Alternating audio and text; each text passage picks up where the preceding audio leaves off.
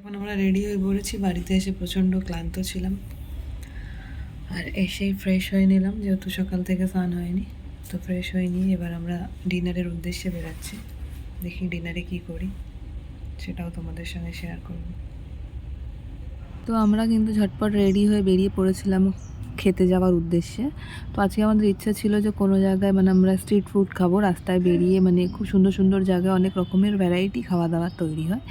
তো ওরকমই কিছু খাওয়ার একটা আজকের দিনে ইচ্ছা ছিল, কিন্তু হঠাৎ রুম থেকে বেরিয়ে যাবার পরেই কিছুটা দূর হাঁটার মাঝেই কিন্তু হঠাৎ করে বৃষ্টিটা চলে আসে। আমরা একদম মাঝামাঝি রাস্তায় এসে দাঁড়িয়ে পড়ি, আর এত জোরে বৃষ্টি হচ্ছে যে তোমরাই শোনো এতটা আওয়াজ।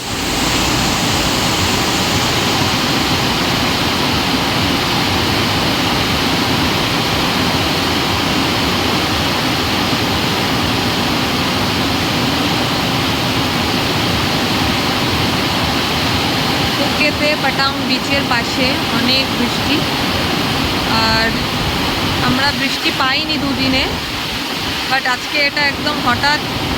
আমরা ডিনার করতে বেরিয়েছিলাম, বাট আর যেতে পারছি না, আটকে পড়েছি।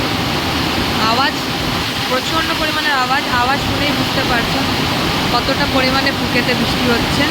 বাট জানি না কখন থামবে। বৃষ্টি থামার উপরে আমাদের ডিনার করাটা নির্ভর করে, দেখা যাক। তো তোমরা তো এটা এনজয় করতে পারছো না, বাট ভালোও লাগছে, খিদেও পাচ্ছে।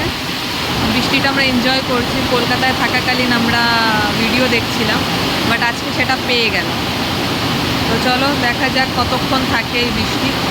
যা আওয়াজ হচ্ছে তাতে মনে হচ্ছে অনেকক্ষণ থাকবে, অনেক জোরে বৃষ্টি হচ্ছে। কিছুক্ষণের জন্য মনে হচ্ছে সবই থমকে গেছে, আর শুধু বৃষ্টির আওয়াজ। তো আমার এমনিতে খুব ভালো লাগছে, কিন্তু খিদে খুব পেয়েছে, খেতে যাব, তাই একটু মনটা খারাপ। তাই প্রে করছি যেন তাড়াতাড়ি বৃষ্টিটা থামে।